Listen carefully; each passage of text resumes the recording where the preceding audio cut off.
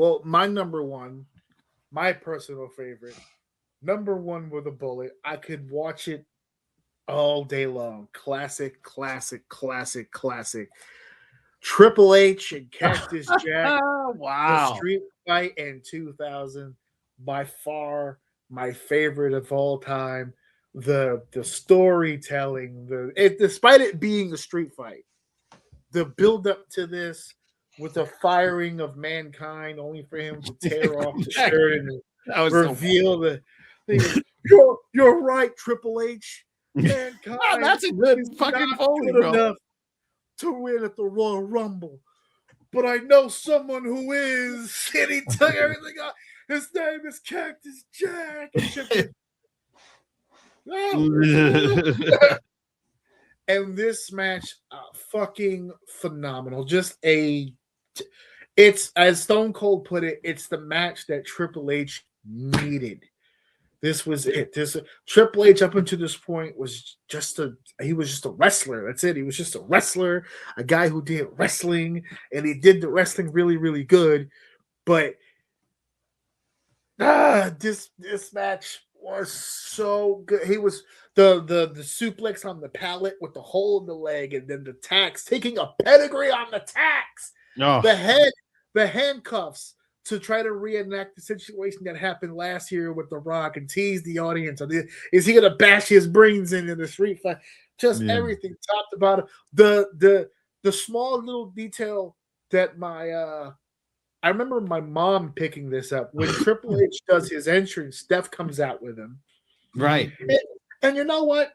That should have been an indication right there that I was going to get married to a Stephanie. That should have been the flag right there, but I ran by it. He kissed her and sent her to the back. And my mom was like, uh-oh. How bad is this about to be? It was bad. They were both pretty fucked up. And hold on. Steve put in here, incredible match, which they diminished with No Way Out right after. We did that with Triple H, Edge, and Orton. WWE hasn't had a guy like that since. Well, that's because the generation that followed wanted to be popular, not exactly useful. So can I just for a second, the No Way Out match that happened after this.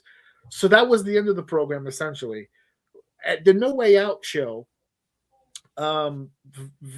everybody remembers Triple H and Cactus Jack being in the Hell in a Cell. Cactus Jack's career was on the line. If he loses, then he has to leave WWE, which he lost, and he had to leave WWE, except he didn't. He was at WrestleMania right after. But after that, he was gone. I'm still pissed to this day because that No Way Out pay-per-view was in Hartford, Connecticut, which at the time was only about 30 minutes from my house because we lived in Connecticut. Oh, wow. And we really, really wanted to go.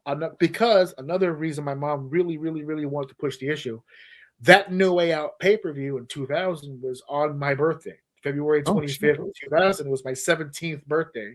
And my mom was like, oh, we should go. Sold out. Couldn't go. So we ended up watching it on when the tickets went on sale, it was like, obviously it's a February show. It went on sale before January. Yeah. So she was like, kind of. Sometimes you can get like a will call. Right. But they announced at the pay-per-view, I dropped something. Hold on one second. That it was gonna be in Hartford. We went looking for tickets, couldn't get tickets. So I said, fuck it, I'll just watch it. So I'm watching Raw, and all of a sudden there's a retirement Hell in a Cell match taking place in Hartford. And I went, are you out of your fucking mind? Are you kidding me? Yeah. The sold-out show I can't go to is gonna have a Hell in a Cell on it. God damn it. That's all right. I've been to 4 WrestleManias ever since, so I can't cry. There you go. I can't beat that. I've been in my fill of WrestleManias. This particular match to me hits home. Dave, number one, what did you think? On this list, yeah, I would. It would have. Yeah, you don't have to make it number one. No, I'm saying on this list, I think I would have probably made this number one. And it was a good point about Foley really just kind of like these hardcore matches. We'll never get anybody like this, man. He can, like you said, he can make you he can turn you or get you taken seriously from someone who does one type of wrestling and kind of bring you to a whole new world just because of the way that he does these matches. And was this the first time Triple H ever had one of these hardcore matches like this with the tax and the this degree? Yes. Another time that Triple H had like this insane hardcore match again was Cactus Jack at Madison Square Garden on Raw. So it was about 3 years prior to this. So Triple H, from what I understand, I've seen enough documentaries to have heard it from him. Him and Mick had great chemistry when they first started working together, but after a while, Triple H started kind of resenting Mick because it started appearing that while Triple H was having good matches, he couldn't seem to have a great one without Mick. Yeah. And it was starting to really get to him. So he kind of started staying away from Mick and started doing his own thing. And he didn't really want to get programmed with him. And he didn't really want to get it because he wanted to kind of do it on his own. So when he did, finally, he's the WWE champion. He's the guy. He still wasn't really getting the credit as a top guy at the time. And he knew he needed that one match, just one knockdown drag out. I need to show the audience that I'm the real deal. So he phoned an old friend. Said, let's do it one more time and see how it works. It ended up working out for both of them because let's be honest, Mick needed it too. Mick was having good matches and he was a former champion, but remember, he was champion for like a week, then he was champion for like a couple days. I hated that about Mick Foley's run, man. They never really let him shine. Yeah. So they both kind of walked into this match, and those are forget WWE. The best professional wrestling matches in the world are always between two people who really want to make this shit hot.